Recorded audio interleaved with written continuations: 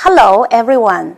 In the last session, we talked about yin-yang balance, medicinal diets, and balanced diets. In this session, we will talk about 5 tastes in harmony, choices of seasonings, and cooking methods.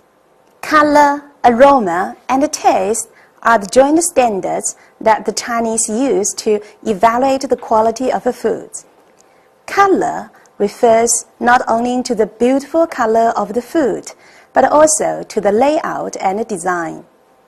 Aroma refers to the fragrant and appetizing smell of the dishes served on the table before eating. Taste is not only associated with tasting the food itself, but also with appreciation of seasonings and texture. Only when the dish excels in all these 3 areas can it be considered a well-made dish. Chinese food attaches much importance to the flavor. 5 tastes in harmony reflects Chinese pursuit of flavor and eating philosophy. 5 tastes are sourness, sweetness, bitterness, pungency, and saltiness.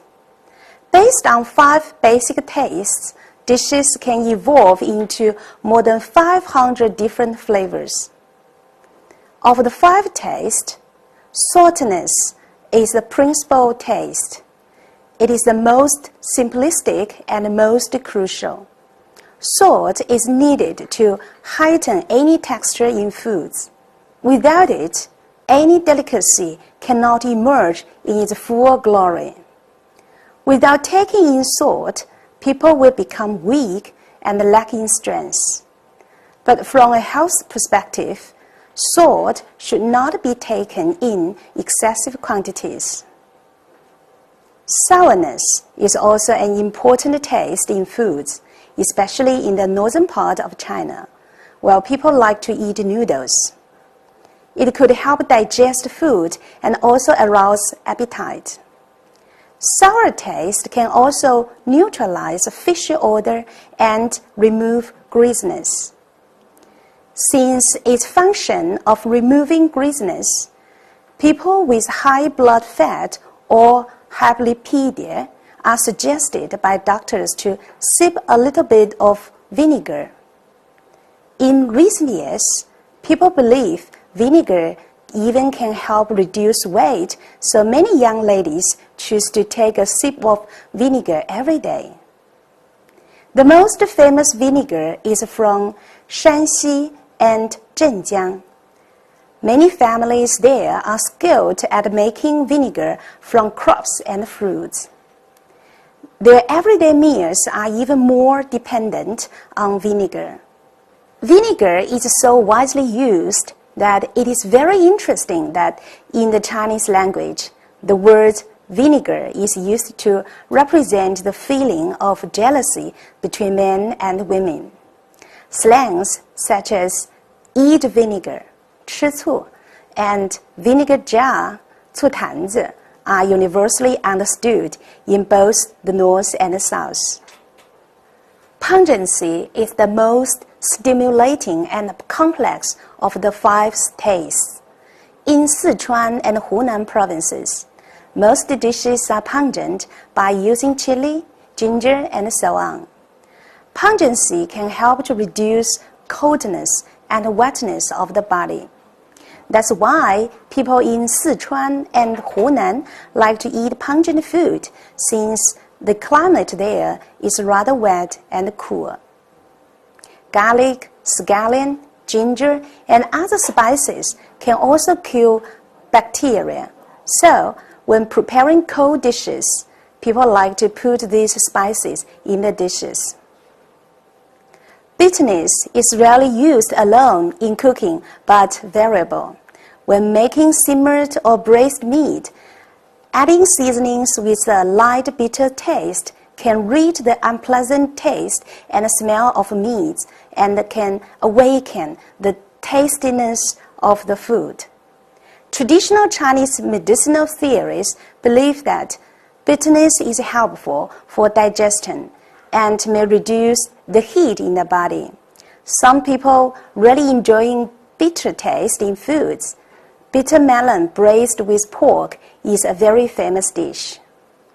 Sweetness is a taste popular in Shanghai, Guangzhou, and other eastern cities.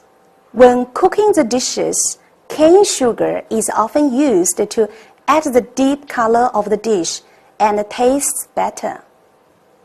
These 5 tastes are the basic flavors Chinese foods have, but the most distinguished flavor is xian.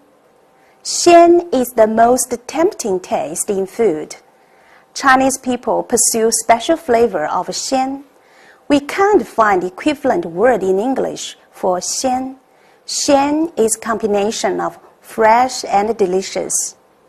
Most foods all contain xian, but it is often dormant. So, making soup is often the way to awaken the taste of xian. Chicken, pork, beef, fish, and ribs can all be used to make soup. People in Guangzhou like to drink soup very much, and so they are experts in making soup. Many food ingredients are used to make soups, such as corns, vegetables, and even fruit like pears, apples, and so on. Seasonings will be added in cooking dishes in order to achieve different kinds of flavors. Some seasonings are natural and healthy for people, while other seasonings are man-made, and the less use of them, the better. If you want to make food more pungent, you can add chili, ginger. If you want to make food sweet, you can add sugar or honey.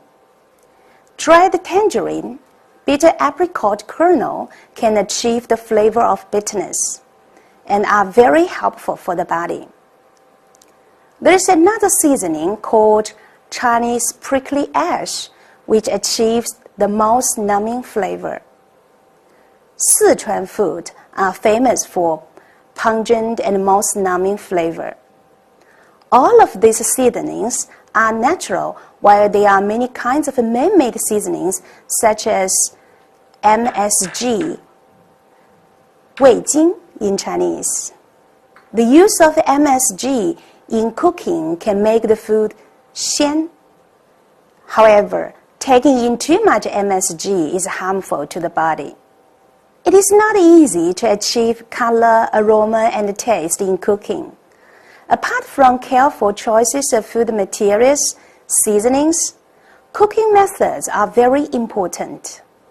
Westerners cook simply by frying, boiling, baking, or roasting on fire. In comparison, Chinese cooking uses abundant cooking methods such as stir-fry, pan-fry, deep-fry, stew, boil, steam, braise, and so on. Every technique has its corresponding famous dishes. The most commonly used technique is still chao or stir-fry.